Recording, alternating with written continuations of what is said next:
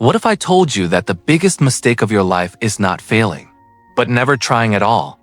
There is a Japanese proverb that has transformed the lives of many people around the world. Shippei wa seiko no moto. While it sounds complicated, its meaning is devastatingly simple yet profound. Failure is the foundation of success. This philosophy suggests that success is not about avoiding mistakes or simply trying again.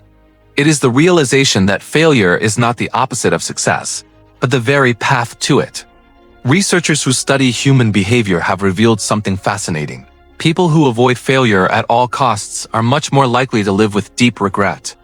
This happens because these individuals live by limiting themselves, constantly repressing their own potential for fear of consequences, mistakes, or ridicule from friends and family.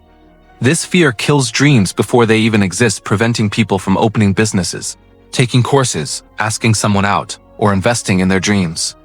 To illustrate this, let us look at the story of a young man named Michael.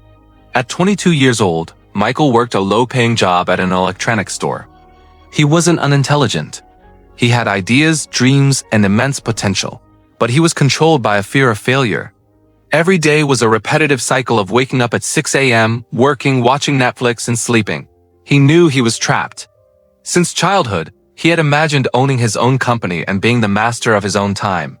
But every time he thought about starting, a voice in his head would ask, "What if it doesn't work? What if people laugh at you?" This same fear stopped him from investing in the financial market and even from enrolling in university.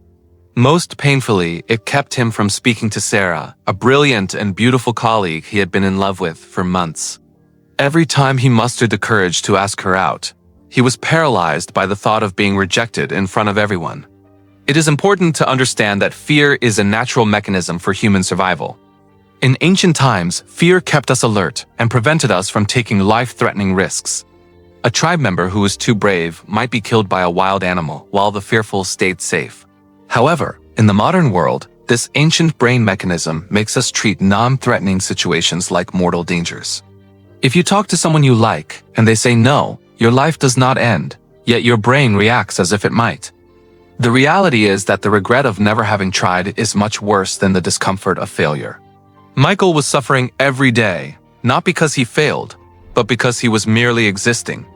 As a psychologist once noted, the pain of regret is infinitely greater than the pain of temporary failure, because while failure passes and provides lessons, regret stays with you forever. Michael's life finally changed when he stumbled upon the phrase "Shippai wa seiko no moto" online. He discovered that in Japanese culture, failure is seen as a necessary ingredient for success, much like how a child must fall many times before learning to walk. He learned about the concept of kaizen, or continuous improvement, and realized that by avoiding failure, he had also been avoiding success. This realization sparked an anger toward his own mediocrity and a newfound hope. He promised himself that fear would no longer decide his future. He began taking smart risks, starting with the simplest but most terrifying task, asking Sarah for coffee. When she smiled and told him she had been waiting for him to ask, he realized he had spent months suffering over a fear that wasn't even real. This small victory created a domino effect. Once Michael broke through one barrier of fear, others began to fall. He opened a brokerage account and started investing small amounts of money. He made mistakes and lost money initially, but instead of giving up, he used those failures as lessons to adjust his strategy. He finally understood that the difference between him and the people he admired wasn't a lack of failure. It was that they were willing to try, fail, and keep going. By embracing failure as a foundation, Michael stopped merely surviving and finally started living. Michael's transformation began when he stopped viewing failure as a dead end and started seeing it as a source of data.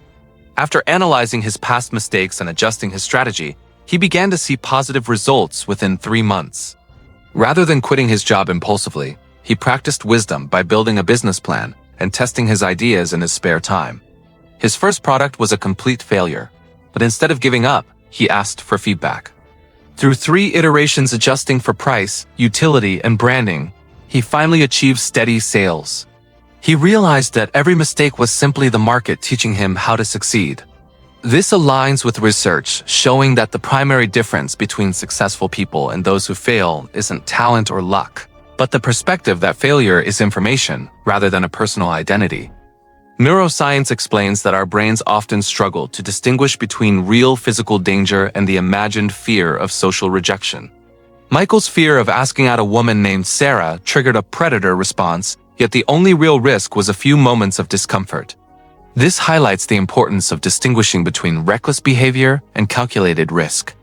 While someone with a family must be strategic and build a financial safety net, young people with fewer responsibilities have a rare privilege to fail and learn quickly when the cost of error is at its lowest.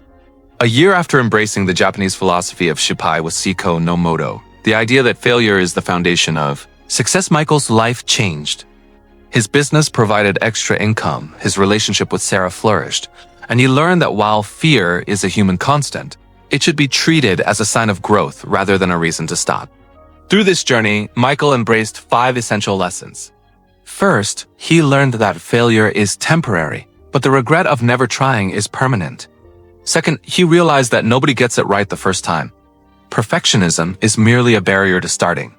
Third, he discovered that bravery isn't the absence of fear, but the ability to act in spite of it. Fourth, he recognized that 90% of his irrational fears never actually manifested. Finally, he accepted that imperfect action is always superior to imagined perfection, because true learning only happens through execution.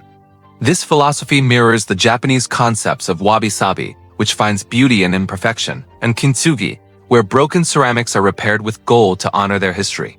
Like a child learning to walk, we must reclaim the curiosity to try and fall without the burden of shame.